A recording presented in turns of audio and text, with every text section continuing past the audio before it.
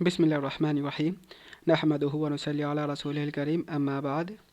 السلام علیکم ناظرین، میں عبد الوقار۔ جیسا کہ آپ جانتے ہیں ہم بات کر رہے ہیں تحصیل بہشتی زیور کی۔ اس میں ہمارا چھٹا چیپٹر کتاب السلوک والاحسان چل رہا ہے۔ اس میں ہمارے 2 سیشن ہو چکے ہیں، آج تیسرا سیشن ہے۔ اس سیشن میں انشاءاللہ ہم بات کریں گے اخلاق حمیدہ اور ان کے حصول کے طریقے کے بارے میں، جس میں ہم کور کریں گے توبہ، خوف خدا، اللہ تعالیٰ سے امید رکھنا اور ان سب کا طریقہ، صبر، شکر، توکل اور ان کا طریقہ، اللہ تعالیٰ سے محبت اور اس کا طریقہ، اللہ تعالیٰ کے حکم پر راضی رہنا اور اس کا طریقہ، صدق یعنی سچی نیت اور اس کا طریقہ، مراقبہ یعنی دل سے اللہ تعالیٰ کا دھیان رکھنا اور اس کا طریقہ۔ آئیے شروع کرتے ہیں۔ توبہ اور اس کا طریقہ۔ توبہ ایسی چیز ہے کہ اس سے سب گناہ معاف ہو جاتے ہیں۔ جو شخص بھی اپنی حالت میں غور کرے گا اسے محسوس ہوگا کہ ہر وقت کوئی نہ کوئی گناہ ہو ہی جاتا ہے، اس لیے ہر شخص کو توبہ کا اہتمام کرنا چاہیے۔ اس کا طریقہ یہ ہے کہ قرآن اور حدیث میں گناہوں پر جو وعیدیں آئی ہیں ان کو یاد کرے اور انجام کو سوچے، اس سے گناہ ہونے پر دل دکھے گا۔ اس وقت چاہیے کہ زبان سے بھی توبہ کرے اور جو نماز، روزہ وغیرہ فوت ہوئے ہوں ان کی قضا کرے۔ اگر بندوں کے حقوق ضائع ہوئے ہوں تو ان سے معاف کرا لے یا ادا کر دے، اور جو ان کے علاوہ گناہ ہوئے ہوں تو ان پر خوب کوڑھے اور رونے کی شکل بنا کر اللہ تعالیٰ سے خوب معافی مانگے۔ خوف خدا اور اس کا طریقہ۔ اللہ تعالیٰ نے اپنے بندوں کو حکم فرمایا ہے کہ مجھ سے ڈرو۔ خوف خدا ایسی چیز ہے کہ آدمی اس کی بدولت گناہوں سے بچتا ہے۔ اس کا طریقہ وہی ہے جو توبہ کا طریقہ ہے کہ اللہ تعالیٰ کے عذاب کو سوچا کرے، جس سے اللہ تعالیٰ کا خوف پیدا ہوتا ہے۔ اللہ تعالیٰ سے امید رکھنا اور اس کا طریقہ۔ اللہ تعالیٰ نے فرمایا ہے کہ تم حق تعالیٰ کی رحمت سے نا امید مت ہو جاؤ۔ امید ایسی چیز ہے جس سے نیک کام کرنے اور توبہ کرنے کی ہمت بڑھتی ہے۔ اس کا طریقہ یہ ہے کہ اللہ تعالیٰ کی رحمت کو یاد کرے اور سوچا کرے۔ صبر اور اس کا طریقہ۔ نفس کو دین کی باتوں کا پابند رکھنا اور دین کے خلاف اس سے کوئی کام نہ ہونے دینا، اس کو صبر کہتے ہیں، اور اس کے کئی مواقع ہیں۔ ایک موقع یہ ہے کہ آدمی امن و سلامتی کی حالت میں ہو، اللہ تعالیٰ نے صحت دی ہو، مال و دولت، عزت، آل اولاد، گھر بار، ساز و سامان دیا ہو۔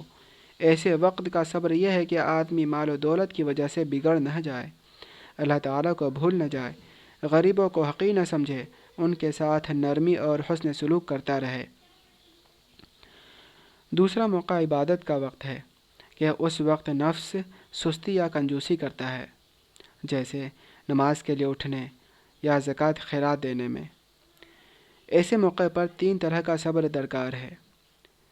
ایک عبادت سے پہلے کہ نیت درست رکھے، اللہ تعالیٰ ہی کے واسطے وہ کام کرے، نفس کی کوئی غرض نہ ہو۔ دوسرا عبادت کے وقت کہ کم ہمتی نہ ہو، جس طرح اس عبادت کا حق ہے اسی طرح ادا کرے۔ تیسرے عبادت کے بعد کہ کسی کے سامنے اس کا ذکر نہ کرے۔ تیسرا موقع گناہ کا وقت ہے۔ اس وقت کا صبر یہ ہے کہ نفس کو گناہ سے روکے۔ چوتھا موقع وہ وقت ہے کہ جب اس شخص کو کوئی مخلوق تکلیف پہنچائے، برا بھلا کہے، اس وقت کا صبر یہ ہے کہ بدلہ نہ لے، خاموش ہو جائے۔ پانچواں موقع مصیبت، بیماری اور مال کے نقصان یا کسی عزیز و قریب کے مر جانے کا ہے۔ اس وقت کا صبر یہ ہے کہ زبان سے خلاف شرع کوئی کلمہ نہ کہے، چیخ چیخ کر نہ روئے۔ صبر کے حصول کا طریقہ یہ ہے کہ ان سب مواقع میں صبر کے ثواب کو یاد کرے اور یہ سوچے کہ بے صبری کرنے سے تقدیر تو ٹلتی نہیں، تو پھر صبر کا ثواب کیوں ضائع کیا جائے۔ شکر اور اس کا طریقہ۔ اللہ تعالیٰ کی نعمتوں سے خوش ہو کر اس کی محبت دل میں پیدا ہونا، اور اس محبت سے یہ شوق ہونا کہ جب اللہ تعالیٰ ہمیں ایسی نعمتیں عطا فرماتا ہے تو اس کی خوب عبادت کیا جائے، اور ایسی نعمت دینے والے کی نافرمانی بڑی بے مروتی ہے۔ یہ خلاصہ ہے شکر کا۔ ظاہر ہے کہ بندے پر ہر وقت اللہ تعالیٰ کی ہزاروں نعمتیں ہیں، اگر کوئی مصیبت بھی ہے تو اس میں بھی بندے کا فائدہ ہے، اس لیے وہ بھی نعمت ہے۔ جب ہر وقت اللہ تعالیٰ کی طرف سے نعمت ہی نعمت ہے تو پھر ہر وقت دل میں یہ خواہش اور محبت رہنی چاہیے کہ کبھی اللہ تعالیٰ کا حکم بجا لانے میں کوتاہی نہیں کرنی چاہیے۔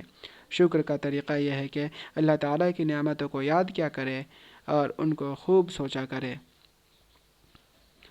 توکل اور اس کا طریقہ۔ یہ ہر مسلمان کو معلوم ہے کہ اللہ تعالیٰ کے ارادے کے بغیر نہ کوئی نفع حاصل ہو سکتا ہے اور نہ نقصان پہنچ سکتا ہے۔ اس لیے انسان پر لازم ہے کہ کسی بھی کام میں اپنی تدبیر پر بھروسہ نہ کرے، یعنی تدبیر کرے کیونکہ تدبیر کرنا اللہ پاک کا حکم ہے، مگر اس کو مستقل نہ سمجھے، بلکہ یہ یقین رکھے کہ کام کا پورا ہونا اللہ تعالیٰ کے قبضے میں ہے۔ اگر وہ چاہیں گے تو تدبیر اثر کرے گی، ورنہ نہیں۔ نظر اللہ تعالیٰ پر رکھے اور کسی مخلوق سے زیادہ امید نہ رکھے، نہ کسی سے زیادہ ڈرے۔ یہ سمجھ لے کہ اللہ تعالیٰ کے ارادے کے بغیر کوئی کچھ نہیں کر سکتا۔ اس کو بھروسہ اور توکل کہتے ہیں۔ اس کا طریقہ یہی ہے کہ اللہ تعالیٰ کی قدرت اور حکمت کو اور مخلوق کے محتاج ہونے کو خوب سوچے اور یاد کیا کرے۔ اللہ تعالیٰ سے محبت اور اس کا طریقہ۔ اللہ تعالیٰ کی طرف دل کا کھینچنا اور اللہ تعالیٰ کی باتوں کو سن کر ان کے کاموں کو دیکھ کر دل کو مزہ آنا، یہ محبت ہے۔ اس کا طریقہ یہ ہے کہ اللہ تعالیٰ کے نام کا کثرت سے ورد کرے، اس کی صفات کمال کو یاد کیا کرے اور اللہ تعالیٰ کو جو بندے کے ساتھ محبت ہے اس میں غور کرے۔ اللہ تعالیٰ کے حکم پر راضی رہنا اور اس کا طریقہ۔ جب مسلمان کو یہ معلوم ہے کہ اللہ تعالیٰ کی طرف سے جو کچھ بھی ہوتا ہے اس میں بندے کا فائدہ اور خیر ہے تو پھر ہر بات پر راضی رہنا چاہیے اور کسی قسم کا شکوہ شکایت نہیں کرنا چاہیے۔ اس کا طریقہ یہ ہے کہ اس بات کا دھیان رہے کہ اللہ تعالیٰ کا جو بھی فیصلہ ہوتا ہے اس میں خیر ہوتی ہے۔ صدق یعنی سچی نیت اور اس کا طریقہ۔ کوئی شخص دین کا کوئی کام کرے تو اس میں دنیا کا کوئی مفاد نہ ہو، نہ تو دکھلاوا ہو اور نہ کوئی اور مطلب ہو۔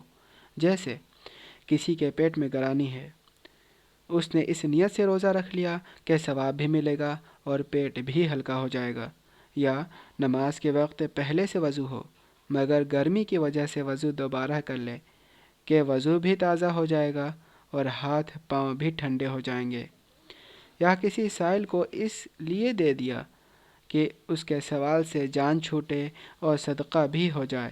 یہ سب باتیں سچی نیت کے خلاف ہیں۔ صدق نیت کا طریقہ یہ ہے کہ کام کرنے سے پہلے خوب سوچ لیا کرے کہ نیت میں اللہ تعالیٰ کی رضا کے علاوہ کسی اور چیز کا شائبہ ہو تو دل کو اس سے صاف کر لے۔ مراقبہ یعنی دل سے اللہ تعالیٰ کا دھیان رکھنا اور اس کا طریقہ۔ دل میں ہر وقت یہ دھیان رکھے کہ اللہ تعالیٰ کو میرے تمام ظاہری اور باطنی حالات کی خبر ہے۔ اگر کوئی برا کام ہوگا یا برا خیال لایا جائے گا تو اندیشہ ہے کہ اللہ تعالیٰ دنیا و آخرت میں سزا دیں گے۔ عبادت کے وقت یہ خیال رکھے کہ اللہ تعالیٰ میری عبادت کو دیکھ رہا ہے، اس لیے اچھی طرح ادا کرنا چاہیے۔ یہ سوچنے سے تھوڑے دنوں میں اس کا دھیان جم جائے گا، پھر انشاءاللہ تعالیٰ اس سے کوئی بات اللہ تعالیٰ کی مرضی کے خلاف نہیں ہوگی۔ تو ناظرین آج کے لیے اتنا ہی۔ اگر آپ کو ہمارا سیشن پسند آتا ہے تو آپ اس کو لائک شیئر سبسکرائب کریں۔ اللہ تعالیٰ سے دعا ہے کہ اللہ تعالیٰ ہم سب کو حق بات کہنے کی، سننے کی، سمجھنے کی اور اس پر عمل کرنے کی توفیق عطا فرمائے۔ ملتے ہیں اگلے سیشن میں۔ السلام علیکم ورحمۃ اللہ وآخر دعوانا ان الحمد للہ رب العالمین۔